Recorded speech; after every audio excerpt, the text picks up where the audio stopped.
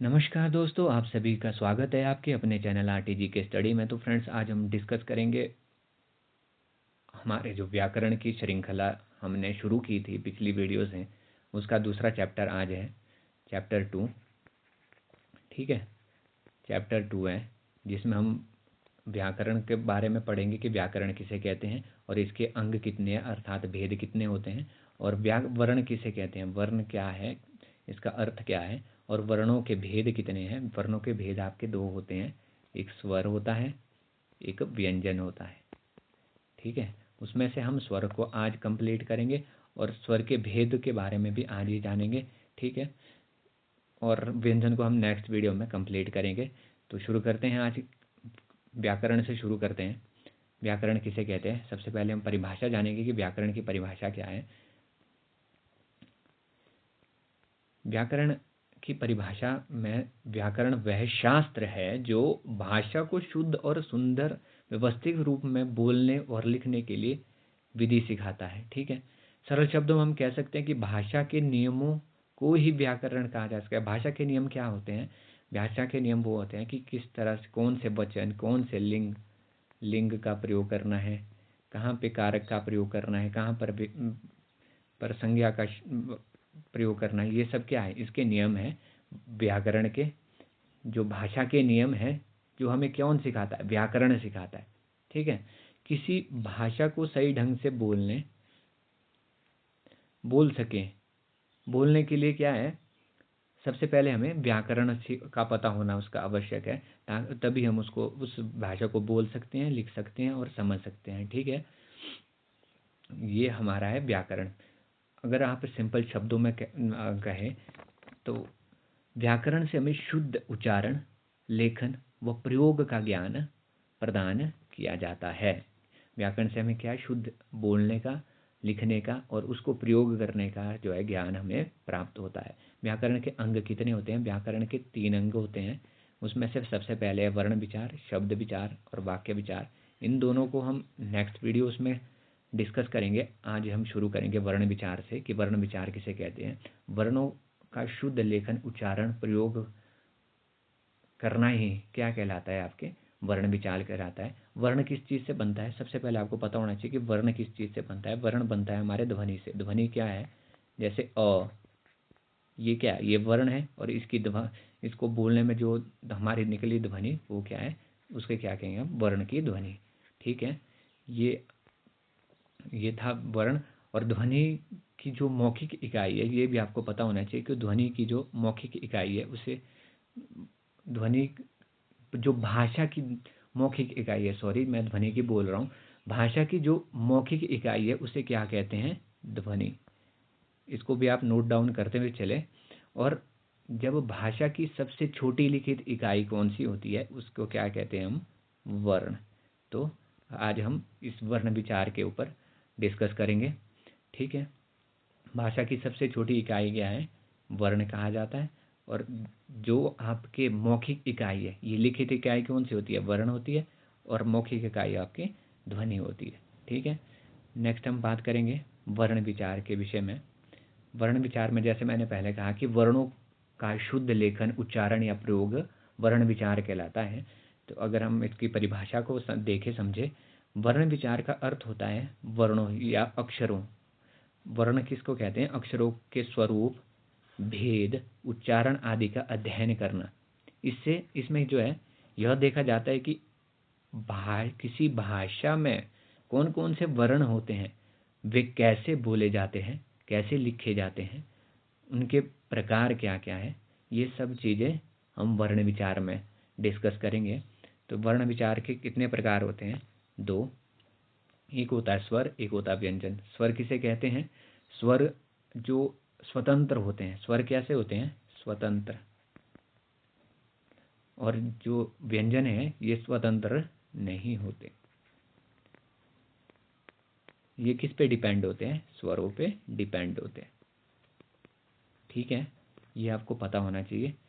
Okay, अब हम स्वर की जब परिभाषा देखें या स्वरों को परिभाषित करें, क्यों, तो हम जानेंगे कि स्वरों वह वर्ण होते हैं, स्वर वह वर्ण होते हैं जो किसी बिने बिना किसी सहायता के बोले जाते हैं। और इसके जो बोलती बार जो है प्राणवायु में रुकावट भी नहीं आती है, सीधे जैसे क में थोड़ा सा रुकावट आती है, जैसे क जब बोलेंगे हम व्यंजन उसमें थोड़ी सी रुकावट आती है, ख थोड़ा सा उसमें रुकावट आती है, आ जिसमें क्या है बिना रुकावट के जो प्राणवायु प्रवाहित होती है, और इसमें क्या है प्राणवायु में अटक के निकलती है। ठीक है, ये था आपका स्वर और व्यंजन। अब थोड़ा सा जानेंगे कि स्वरों की संख्या कितनी होती है। स्वरों की संख्या हमारे 11 होती है। हिंदी में कितनी होती है? 11 होती है। और अगर संस्कृत की बात करें तो संस्कृत में स्वरों की संख्या 13 होती है। और संस्कृत में स्वरों को क्या कहा जाता है? अच कहा जाता है। क्या कहा जाता है? अच कहा जाता है। ये भी आपको पता होना चाहिए। और 13 कौन कौन से? बाकी स्वर तो स्वरों की तरह ही होते हैं। इसमें संस्कृत में लरी जुड़ जाता है, ठीक है, और एक बड़ी री जुड़ जाती है। ठीक है, ये दो स्वर जुड़ के क्या है स्वरों की संख्या, अचों की संख्या कितनी हो जाती है? 13 हो जाती है। ठीक है, अयोगवाह ध्वनियाँ जो है इसमें अयोगवाह ध्वनियाँ कितनी होती है आपके? फिर हम आगे इसको पढ़ेंगे। स्वरों को हम थोड़ा सा डिटेल में पढ़ते हैं। स्वर किसे कहते हैं? वे वर्ण जिनका उच्चारण बिना किसी अन्य वर्ण की सहायता से हो सकता है उन्हें क्या कहते हैं? स्वर कहते हैं, स्वर वर्ण कहते हैं। उदाहरण के लिए अ से अह तक कितने? 11 स्वर होते हैं। आपको ये भी पता होना चाहिए। और 11 स्वरों में ये दो जो ध्वनियाँ हैं इनको क्या कहते हैं? अंग। और अह को अयोगवाह कहते हैं। अयोगवाह, अयोगवाह से क्या मतलब है आपका? अ जमा योग जमा वाह, वाह, वाह, अयोग वाह, ये जो 3 अक्षरों के मेल से बना हुआ है। अयोग वाह वर्ण वह वर्ण होते हैं जो व्यंजन के साथ वहन नहीं होते। जो किसके साथ है? व्यंजन के साथ वहन नहीं होते हैं। इनका प्रयोग केवल स्वरों के साथ किया जा सकता है। किसके साथ? केवल स्वरों के साथ किया जा सकता है। ठीक है, और इनका प्रयोग व्यंजनों के साथ नहीं किया जा सकता। ठीक है, आपको ये भी पता होना चाहिए। और थोड़ा सा हम जानेंगे कि री जो है वो संस्कृत में तत्सम ध्वनि होती है। ठीक है, संस्कृत की तत्सम ध्वनि है। री जिस शब्द में आ जाए उसे वो शब्द कौन सा होता है? वो होता है तत्सम। तत्सम शब्द वो होता है तत्सम शब्द। ठीक है, और नेक्स्ट हम पढ़ेंगे उच्चारण के आधार स्वरों के भेद। उच्चारण के आधार पर जो है स्वरों के कितने भेद होते हैं? 3 भेद होते हैं, ह्रस्व, दीर्घ और प्लुत।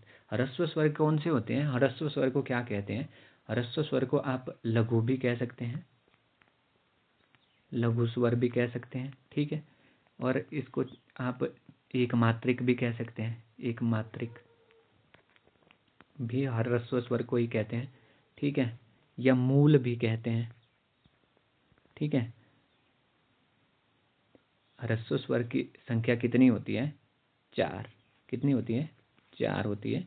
ठीक है, ओ ई उ री 4 क्या है? ह्रस्व स्वर की संख्या होती है। नेक्स्ट है आपका दीर्घ। दीर्घ स्वरों की संख्या कितनी होती है? 7। इनको हम क्या है? इनको हम कितनी होती है? 7 होती है।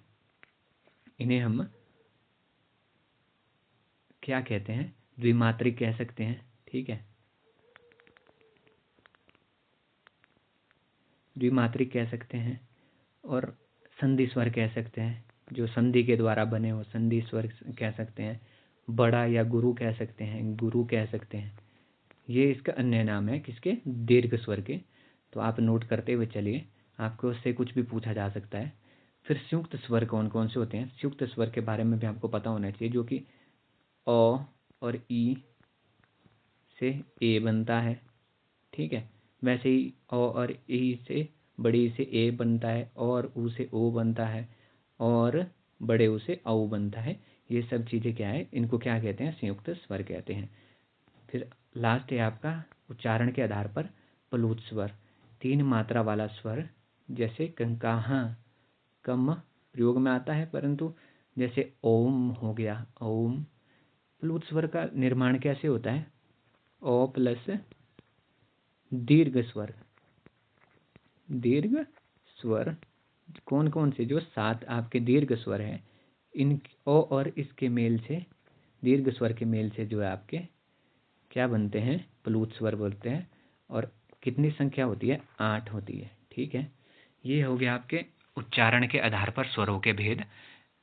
आशा करता हूँ कि आपको समझ आ रहा होगा। नेक्स्ट है आपका ओष्ठ की आकृति के आधार पर, ओष्ठ की आकृति के आधार पर स्वरों के भेद। अब हम नेक्स्ट पढ़ेंगे ओष्ठ की आकृति के आधार पर स्वरों के भेद। वृत्ताकार स्वर उच्चारण करते समय होठ, होठ जो है आपके गोल या गुलाई में हो जाते हैं, उन्हें क्या क्या कहते हैं, हम वृत्ताकार स्वर कहते हैं। वृत्ताकार स्वर का ऊ, जब आप बोलेंगे तो आपको क्या है, आपके होंठ क्या है, गोल आकार में हो जाएंगे, और इनकी संख्या कितनी होती है, 4। कितनी होती है, 4। इन स्वरों को बोलते समय होंठों की गोलाई स्पष्ट दिखाई देती है। कैसे दिखाई देती है, जब आप बोल के भी ट्राई करोगे तो कैसी है कि आपको स्पष्ट दिखाई देगी। नेक्स्ट है आपका अवृत्ताकार स्वर। अवृत्ताकार स्वर कौन से होते हैं, उच्चारण करते समय होंठ सामान्य रहते हैं, कोई विशेष गोलाई नहीं बनती। उदाहरण के लिए अ, आ, ई, इनकी संख्या कितनी होती है, 7, और 7 + 4 सभी स्वरों की संख्या कितनी होती है, 11। ठीक है, आपको ये भी, इन स्वरों को बोलते समय क्या होंठों की विशेष आकृति नहीं बनती। ठीक है, ये था आपके ओष्ठ की आकृति के आधार पर स्वरों के प्रकार। नेक्स्ट है आपके जीवा की क्रियाशीलता के आधार पर 3 प्रकार होते हैं। कितने प्रकार होते हैं, 3 प्रकार के जीवा की क्रियाशीलता के आधार पर होते हैं। अग्र स्वर, अग्र स्वर में कौन कौन से, जब जीवा के आगे की ओर सक्रिय रहती है, मतलब जीभा के जो जीभ का जो अगला हिस्सा जब काम में आता है, उसे क्या कहते हैं, अग्र स्वर। अग्र स्वर किसके, ई, ई, ई, ये कितने होते हैं, 4 होते हैं। इनकी संख्या कितनी होती है, 4 होती है। ये स्वर बोलते समय जीभ के आगे की भाग, आगे का जो भाग होता है जीभ का, बोलते समय वह उठता है। फिर होता है आपके पश्चय स्वर।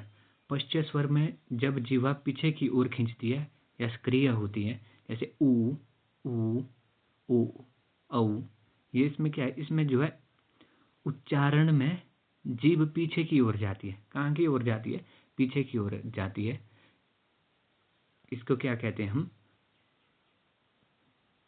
पश्चय स्वर। पश्चय स्वर की संख्या कितनी होती है, 4। और जो आपके, और इसी में जो आपके पश्चय स्वर में ही आपके ओ, औ, ऊ, आ भी इसी में आता है। 4 नहीं होती है, इसकी संख्या ज़्यादा होती है।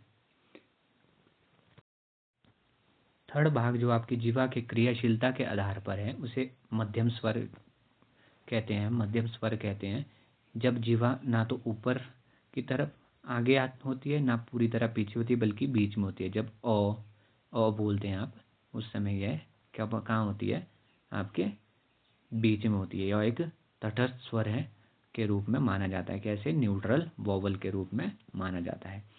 नेक्स्ट है आपका तालु की स्थिति के आधार पर। तालु की स्थिति के आधार पर हिंदी के स्वरों के भेद कितने होते हैं, 4 भेद होते हैं। उसमें से सबसे पहले है समृद्ध स्वर। समृद्ध स्वर किसे कहते हैं, समृद्ध स्वर जिसको बोलते वक्त आपका जो है बंद, मुंह क्या है, बंद हो जाए या संकुचित हो जाए, ठीक है, उसे क्या कहते हैं, समृद्ध कहते हैं। जैसे ई, ऊ, और री भी आपका इसी में आता है। ये 5 जो स्वर है, ये क्या है, आपके समृद्ध स्वर कहलाते हैं, जिसमें जो आपका मुंह बंद हो जाता है, बंद मुंह हो जाता है, जिसमें क्या हो जाता है, बंद मुंह हो जाता है।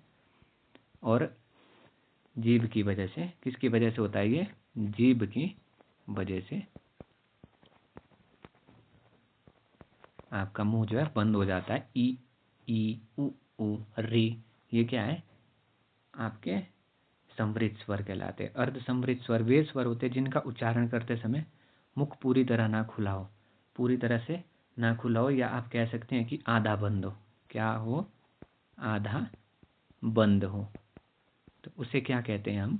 अर्ध समृद्ध कहते हैं। ठीक है, पूरी तरह बंद हो, मुख थोड़ा सा खुला हो। और हिंदी में मुख्य अर्ध समृद्ध स्वर है ए, औ।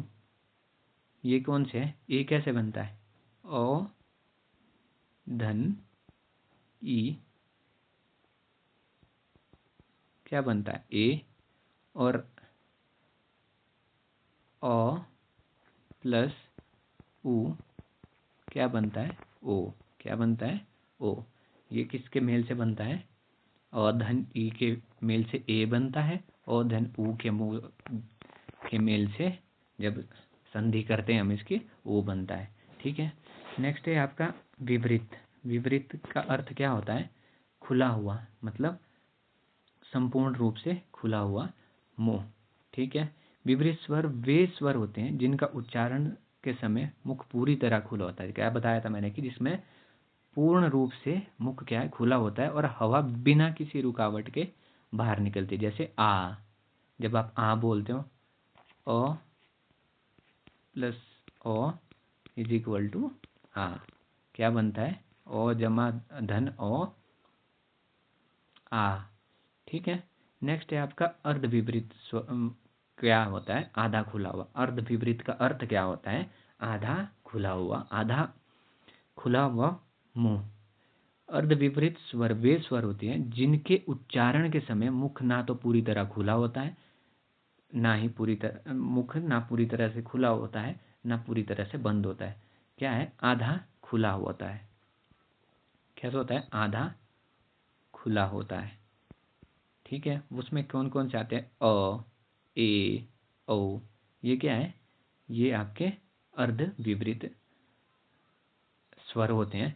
इससे जो है ये मोस्ट इम्पोर्टेंट है, जो तालु के आधार, तालु की स्थिति के आधार पर जो आपके ये स्वरों के भेद हैं, ये बहुत ही इम्पोर्टेंट है। इन्हें इम्पोर्टेंट आप ऐड कर लें और इनको अवश्य अपने नोट्स में लिखें। नेक्स्ट है आपका, नेक्स्ट हम पढ़ेंगे अनुनासिक के आधार पे। किसके आधार पे? अनुनासिकता।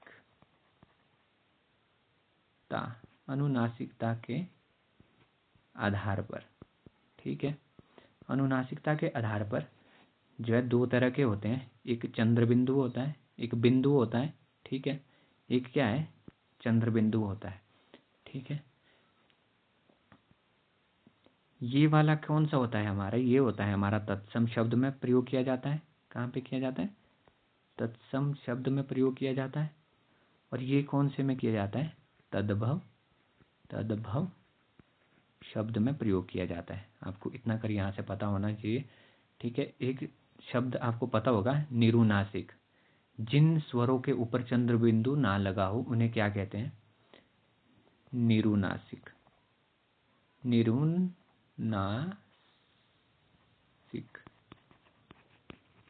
निरुनासिक। निरुनासिक स्वर जिनके ऊपर क्या है? जिन स्वरों के ऊपर, जिन स्वरों के ऊपर चंद्र बिंदु ना लगा हो, वो कौन से होते हैं? आपके निरुनासिक होते हैं। जैसे अ, आ, ई। ठीक है, ऊ, ऊ। ऐसे से जो जिसके ऊपर क्या है? चंद्र बिंदु ना लगा हो उन्हें निरुनासिक कहते हैं। और अनुनासिक स्वर क्या होते हैं? जिन पर चंद्र बिंदु हो उन्हें क्या कहते हैं? जिन पर चंद्र बिंदु हो उन्हें क्या कहते हैं? अनुनासिक स्वर कहते हैं। अनुनासिक सब स्वर को कहाँ पे प्रयोग किए जाते हैं? हमारे तद्भव शब्द में। और अनुस्वार कहाँ पे किए जाते हैं? तत्सम शब्द में। जैसे अनुस्वार में क्या है? अंग,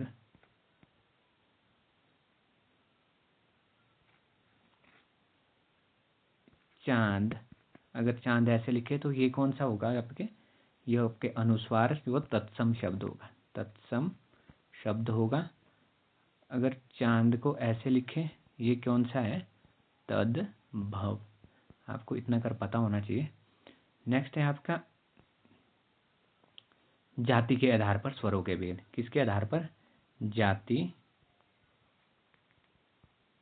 के आधार पर स्वरों के भेद कितने होते हैं।